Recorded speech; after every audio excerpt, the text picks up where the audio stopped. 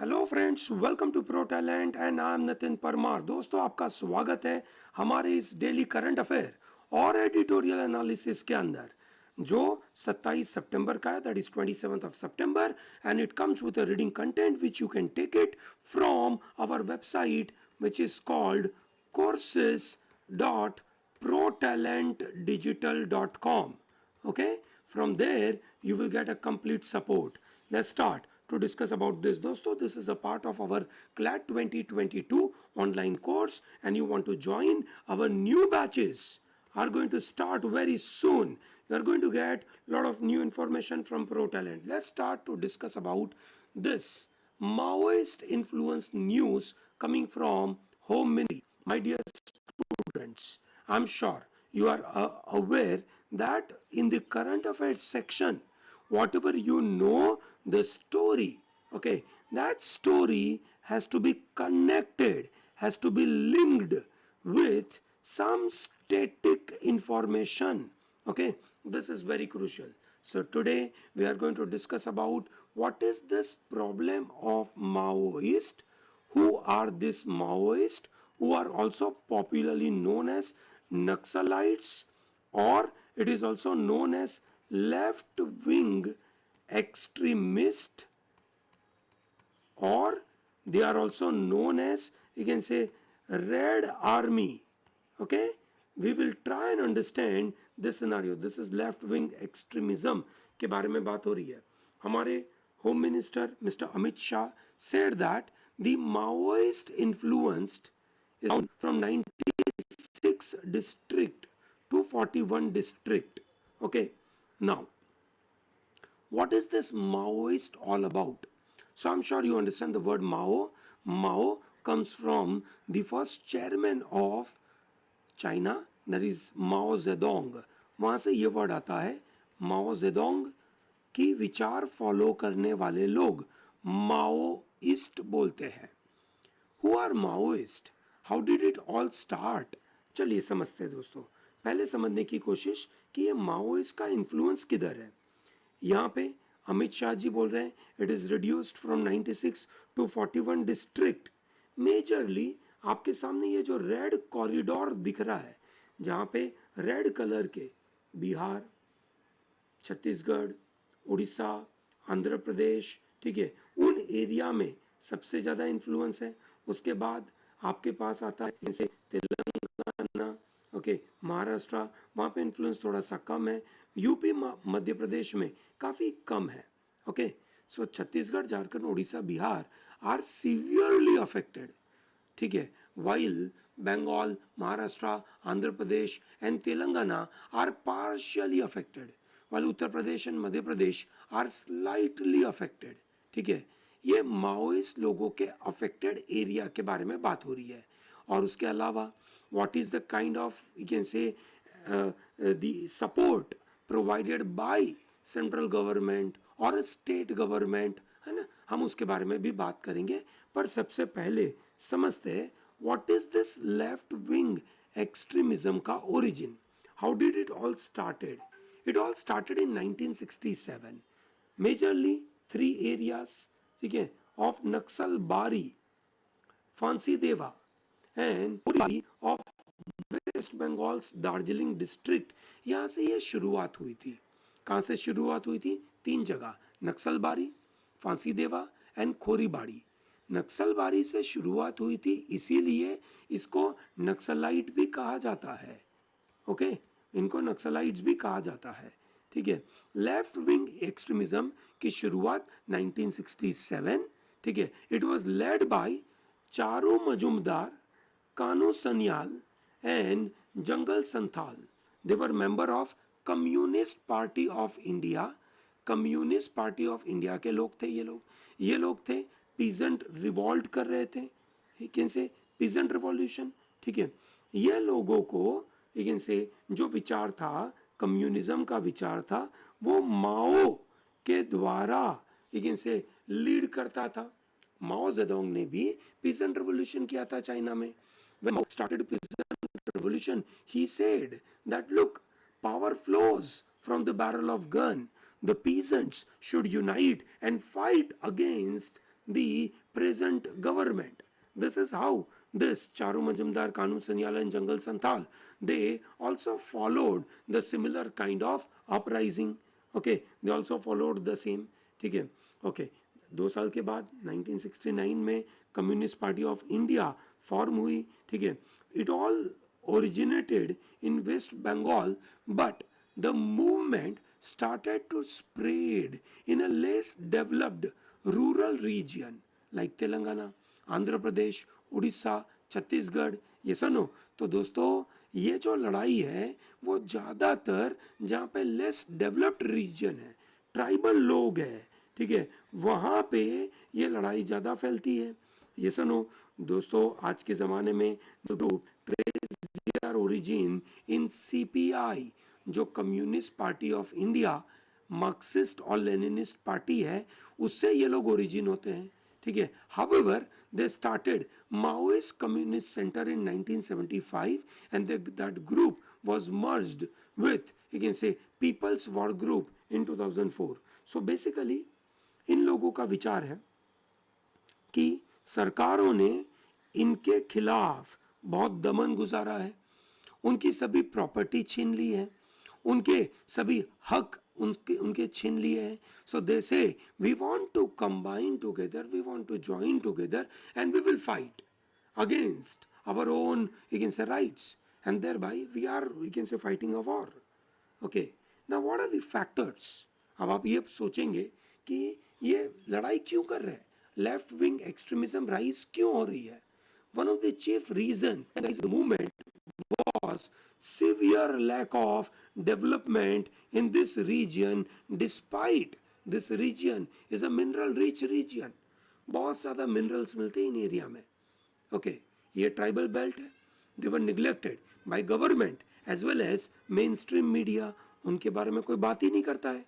There were gross ineffectiveness and mismanagement in the administrative machinery. Corruption was rampant and that led to misery of the people. लोगों का भला हुआ ही नहीं. क्यों भाई, मिनरल रिच रीजन है, सरकारों ने बड़े बड़े लोगों को लाइसेंस दे दिया, उन्होंने वहाँ से बड़े बड़े मिनरल निकाले, मिनरल्स तो निकल गए, पर वहाँ के लोगों को बेनिफिट मिला क्या? कुछ भी नहीं मिला. मीडिया ने उनको, यू कैन से, लोगों को दिखाया क्या? कुछ नहीं दिखाया, जिसकी वजह से इन लोगों को लगा that we are socially excluded and thereby government of the day and the society at large are not supporting us. There is an issue of jal, jungle, जमीन, that is water, forest and land. ये लोग बोलते हैं कि भैया हमारा ये mineral rich land है जिसका आप जल को बर्बाद करते हो, जंगल खत्म कर देते हो और हमारी ज़मीन आप लेके चले जाते हो. So there is an illegal encroachment. हम फॉरेस्ट ड्वेलर है, हमारे अधिकारों के बारे में कोई बात ही नहीं करता है. ठीक है, तो ये सब कारण है जिसकी वजह से लेफ्ट विंग एक्सट्रीमिज्म की बात है. और ये लड़ाई किसकी है? हैव्स वर्सेस हैव नॉट्स की लड़ाई है. ठीक है भैया, इन लोगों को, ये जो ट्राइबल लोग हैं, फॉरेस्ट ड्वेलर है, उनको अपने अधिकार मिले नहीं और दूसरे लोगों को उनका बेनिफिट लेकर चले गए. अब ये लोगों ने एक्सट्रीमिज्म का रास्ता उठाया. ठीक है, जो कानून अपने आप है, जो ऑब्वियसली लोगों को पसंद नहीं आएगा. ठीक है, तो सरकारों ने इनके खिलाफ अलग अलग काउंटर ऑपरेशन चालू करे. कभी सेंट्रल गवर्नमेंट ने करे, कभी स्टेट गवर्नमेंट ने करे. One of the very important central government operation, दोस्तों ये सब चीज़ आपको एग्जाम में मदद होगी, प्लीज़ इसको नोट करिए, आपके दिमाग में डालिए और एग्जाम में पूछा जाएगा साल्वा जुडुम क्या है. अगर आपको पता नहीं साल्वा जुडुम क्या है तो बिल्कुल परेशानी होगी. सो दोस्तों, counter operation by central and state government में एक बहुत फेमस था which is known as Greyhound police, which are elite commando force of Andhra Pradesh. ठीक है, आंध्र प्रदेश से बनाया गया anti Naxalite force. It was considered to be one of the best anti Naxalite force in the country. So Greyhound is simple but very effective organization and they are, you can say, famous for guerrilla warfare. yes or no, ये लोग बहुत ही expert जंगल में जा के लड़ाई करते थे. then you can say government started salva judum. salva judum means peace hunt.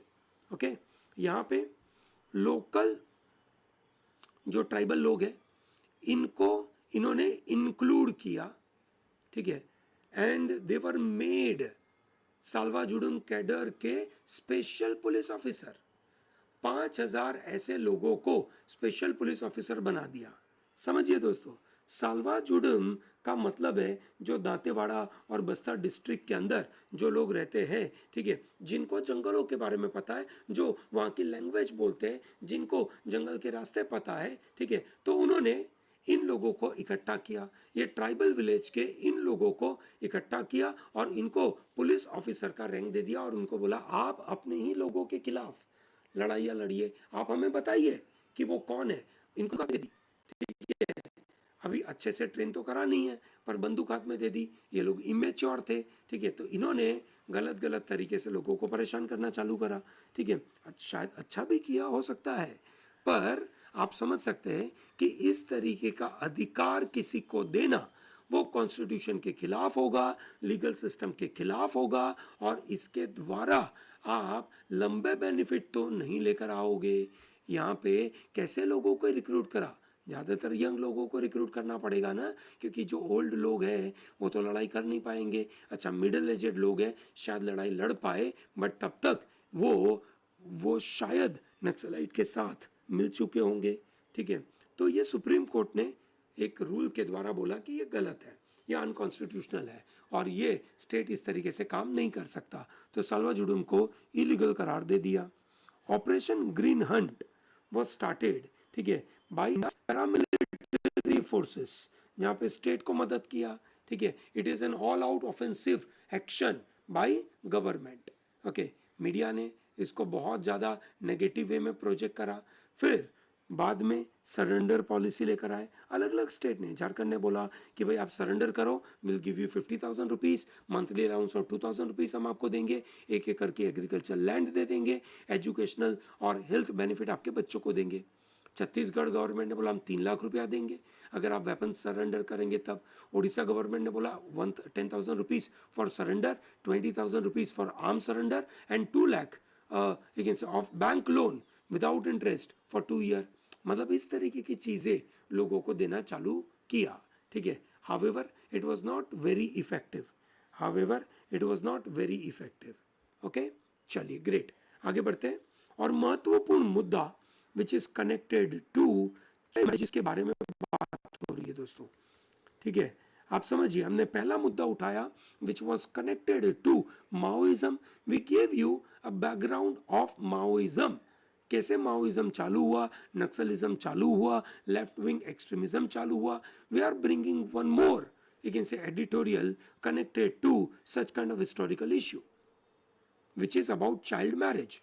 Recently, Rajasthan Legislative Assembly amended their Rajasthan Compulsory Registration of Marriage Act to allow women above 18 years of age to submit memorandum of registration on their own to the competent authority, thereby allowing their marriages to be registered.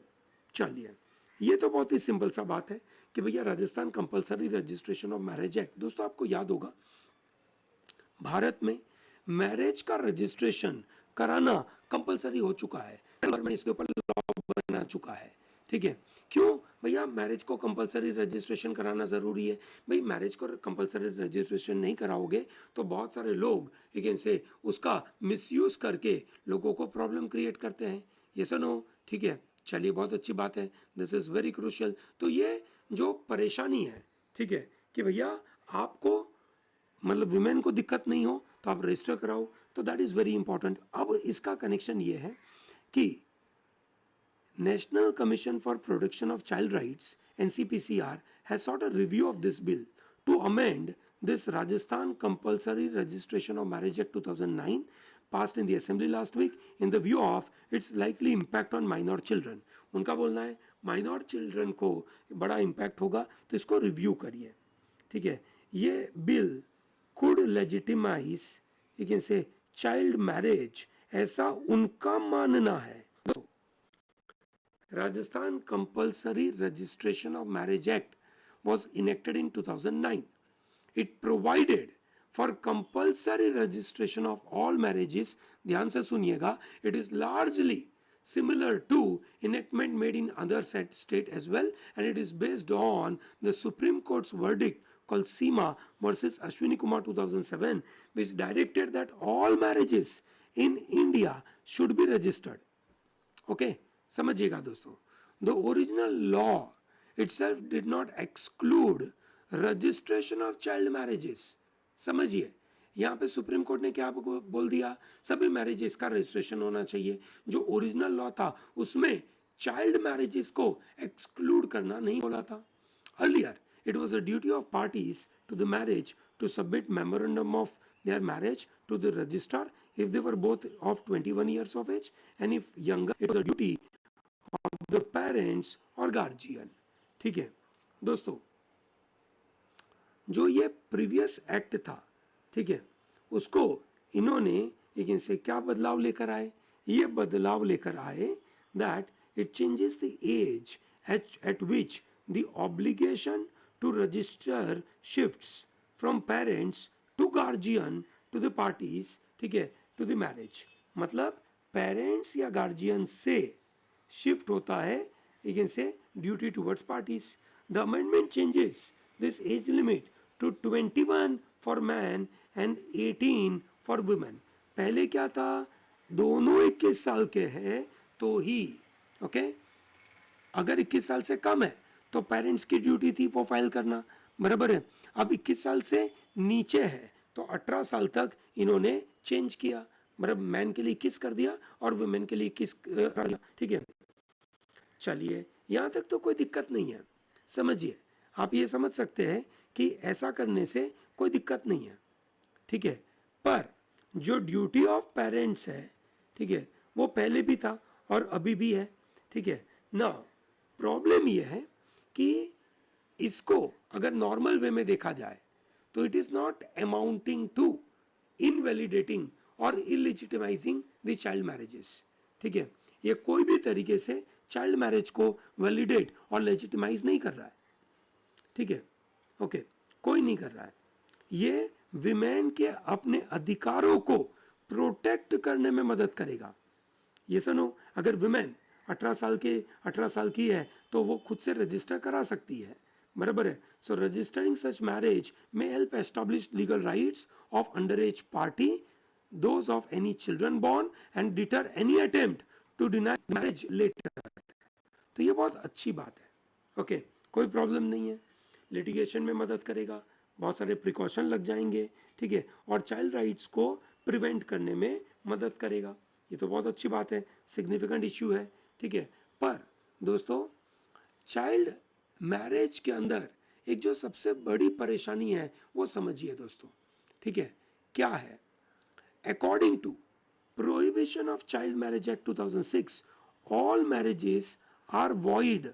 ध्यान से सुनिएगा शब्द का मतलब, all marriages are void only if a child is compelled or is enticed out of keeping of the lawful guardian.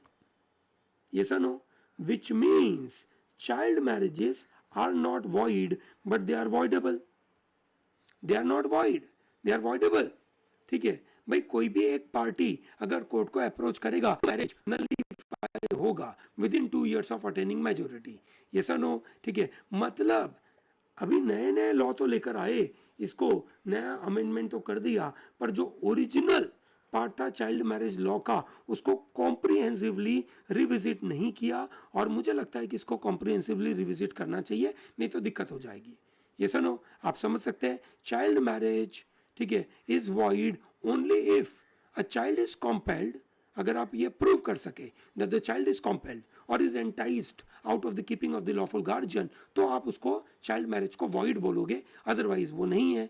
Which means it is voidable, voidable at the option of one party. Clear है? चलिए, बहुत अच्छी बात है, बहुत ही simple सा point था. चलिए आगे बढ़ते हैं. और ये बहुत ही महत्वपूर्ण editorial coming from you can से हमारे सुप्रीम कोर्ट के एक्स जज यू कैन से मदन लोकुर ने लिखा है.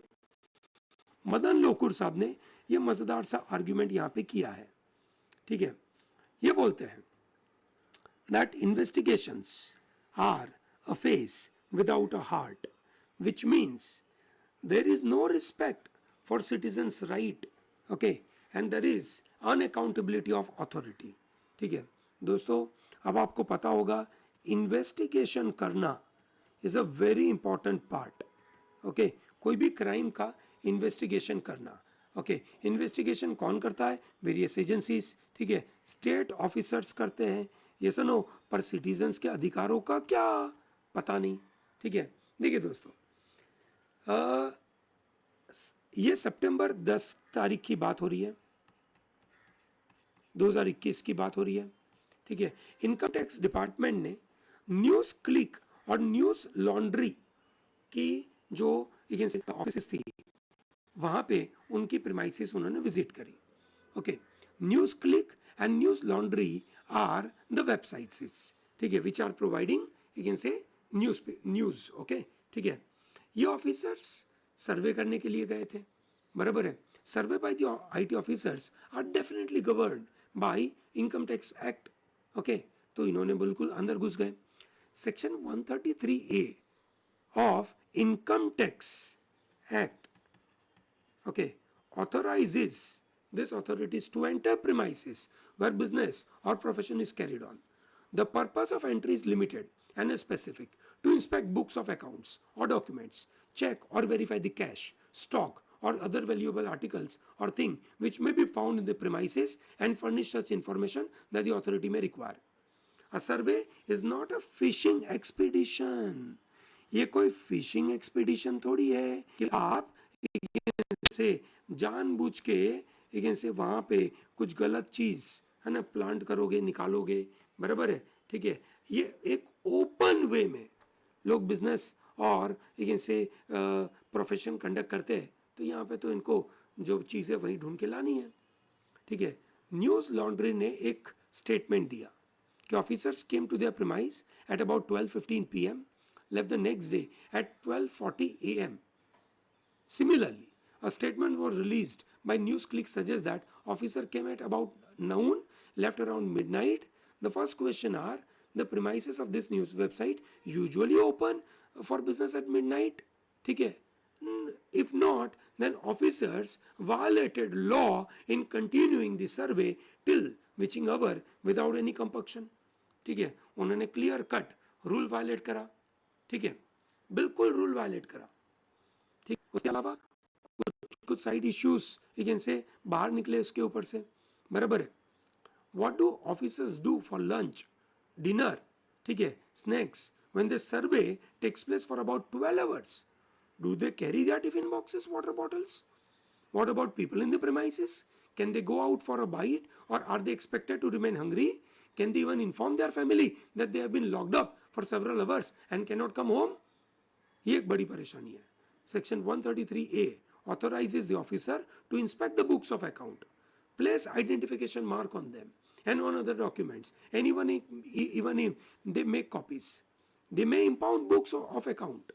ठीक है, inspect सब कुछ कर सकते हैं. They are also entitled to make an inventory for cash, stock or other valuable, बराबर है. They are authorise to record statement of any person, है ना. You can say they are not able to take oath, but ये कर सकते हैं. ठीक है, तो दोस्तों इस तरीके से सर्वे में जब ये लोग लंबे समय तक बैठे रहते हैं, ठीक है, is that a good idea? That's where the section 133A of information technology, sorry, income tax act देखना पड़ेगा. ओडिशा हाईकोर्ट ने एक महत्वपूर्ण यहाँ पे व्यू दिया था.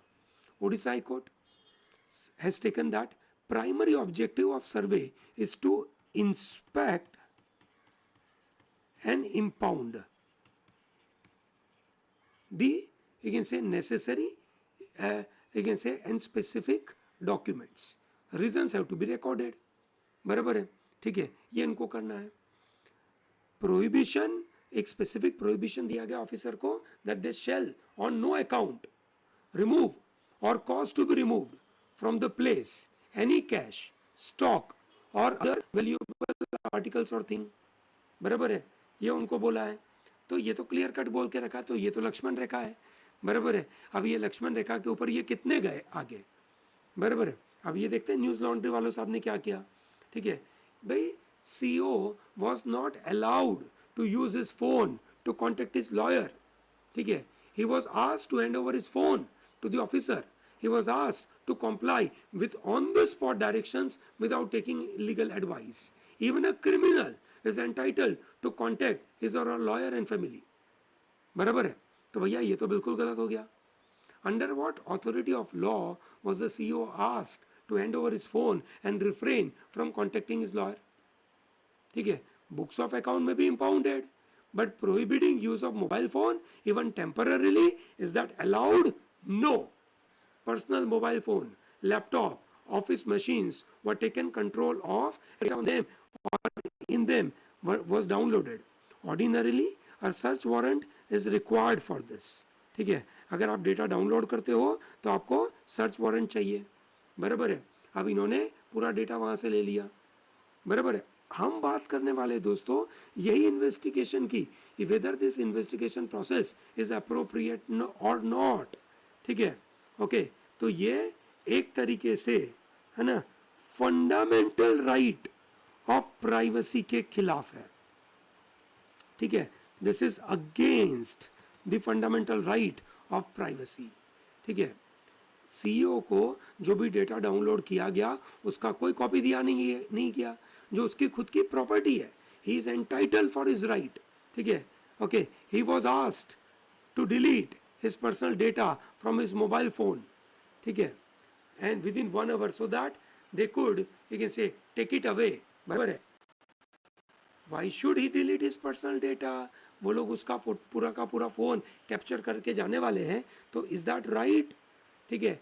IT department has accepted before Delhi High Court that it has seized the material and it is in the safe custody. Under which law? They have not explained.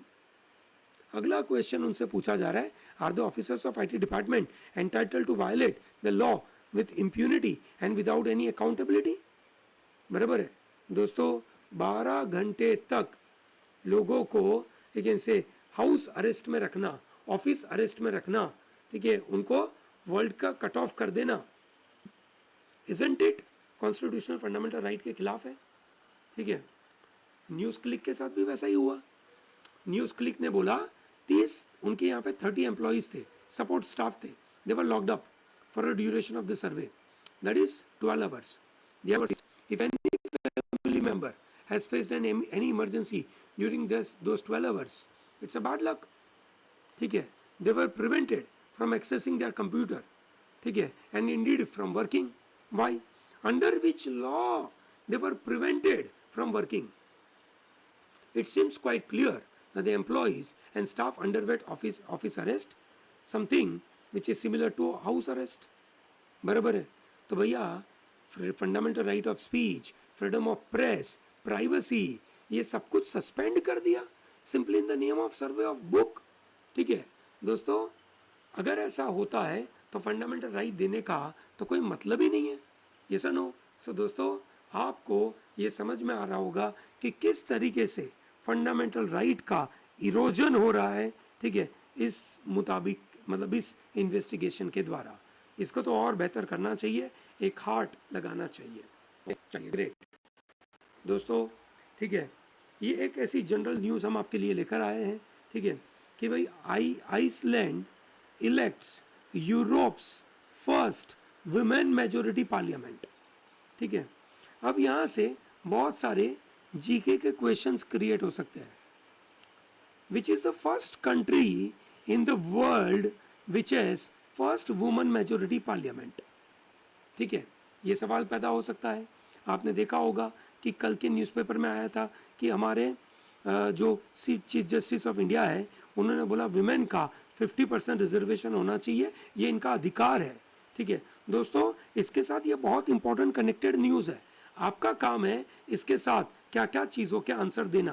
पहला, which is the first country to have, you can say, women majority parliament, number 1. Number 2, which was the first country to, you can say, women leader, that is either PM or a president, okay, ठीक है, India के first female prime minister कौन है, India के first female president कौन है, ठीक है, इंडिया के फर्स्ट फीमेल जज कौन है, इंडिया के फर्स्ट फीमेल चीफ मिनिस्टर कौन थे, ओके, ये आपको बिल्कुल बताना है, ओके, चलिए ग्रेट, आगे बढ़ते हैं।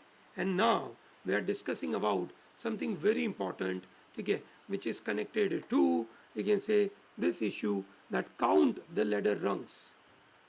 ये आर्टिकल लिखा है आज के young you can say MLA, member of legislative assembly, okay, Bihar के, he is the leader of opposition mister Tejashwi Prasad Yadav.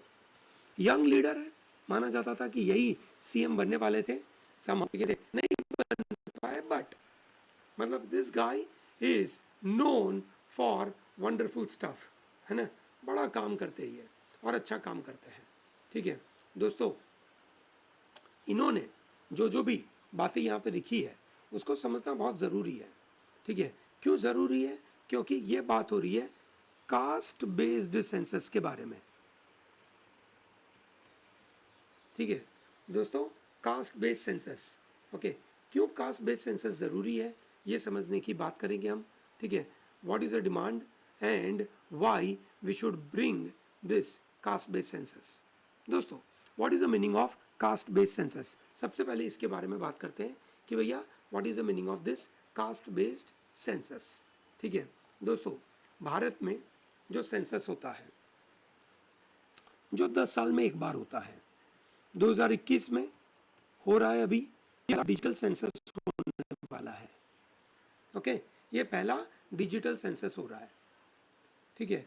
लोगों ने डिमांड करी कि हमें यू कैन से कास्ट बेस्ड यू कैन से सेंसस करना चाहिए, विच मीन्स हमें अलग अलग कास्ट के लोगों का डेटा, भाई आपका नाम, फिर पूछा जाता है SC ST और फिर उसके अंदर भी सब कास्ट पूछी जाती है, ओके, बराबर है, तो ये इसके बारे में बात होती है।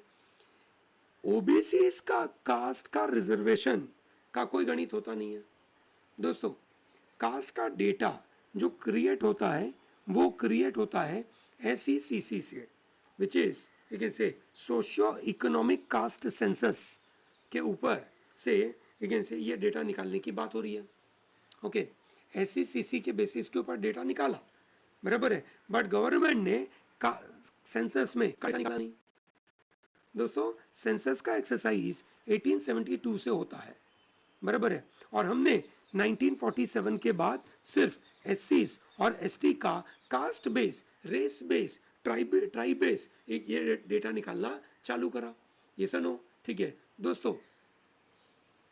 जो ग्रुप और पार्टीज कास्ट सेंसस का डिमांड करती है, ठीक है, ओके, वो लोग ये बोलते हैं कि हम इसलिए डिमांड करते हैं कि ओबीसी का रिजर्वेशन कितना होना चाहिए। सरकार बोलती है 50% का रिजर्वेशन कैप होना चाहिए, ये सुनो, ये रिजर्वेशन में कैप है, but is that real stuff दोस्तों। SC के अंदर यू कैन से 15% रिजर्वेशन है, ST का 7.5% है, OBC के लिए यू कैन से 27% रिजर्वेशन है, EWS के लिए 10% रिजर्वेशन है, ये सुनो। अब इसके सामने इनका पॉपुलेशन कितना है ये समझना तो ज़रूरी है, ये सुनो, रिजर्वेशन को बढ़ाना चाहिए, ठीक है। कुछ लोग ये बोलते हैं कि OBC का पॉपुलेशन में भी मोर देन 40%, ठीक है, तो आप उनको जो रिजर्वेशन दे रहे हो वो तो कम दे रहे हो, बराबर है, ये बड़ी परेशानी की बात है। अच्छा, OBC में बहुत ज़्यादा हिट्रोजिनाटी है, ठीक है, और कुछ बेटर ऑफ OBC है, वही लोग ज़्यादातर रिजर्वेशन लेकर जाते हैं, ठीक है, बाकी लोगों को रिजर्वेशन मिलता नहीं है, ये सुनो, so this is very problematic, ये सुनो दोस्तों। पिछले कुछ समय पे जाट्स, पटेल्स, कापूस, मराठास ने डिमांड करना चालू करा कि हमको भी रिजर्वेशन दो, तो ये रिजर्वेशन कोई पर्टिकुलर बेस के ऊपर है नहीं, ये सुनो, ठीक है। सो ये बोलते हैं कि भैया real casteist politics is to protect privilege of a few and not address injustice of, भैया लोग ऐसा भी बोलते हैं, इनका लेकिन से तेजस्वी प्रसाद यादव का ऐसा भी बोलना है कि भैया जो जनरल कैटेगरी के लोग हैं, ठीक है, वो उनका नंबर बहुत कम हो गया है पर उनके लिए सीटें बहुत मिल रही है, तो उनको तो रिजर्वेशन नहीं मिलना चाहिए, ये तो बड़ी परेशानी की बात हो रही है। ये सनो, तो ये उन्होंने डिमांड करी है कि कास्ट बेस्ड सेंसस लाने की आवश्यकता है। I hope I could explain this idea to you. आपको ये बातें समझ में आ रही होगी। अगर आपको ये सेशन पसंद आते हैं दोस्तों, आप कमेंट सेक्शन में लिख सकते हैं कि आपको करंट अफेयर के सेशन में और क्या एडिशन चाहिए। हम कोशिश करते हैं ऐसे मुद्दे लेकर आने की जिसके बारे में हम आपको जानकारी दे पाए। Okay, is this comfortable to everyone? Thank you very much and all the best.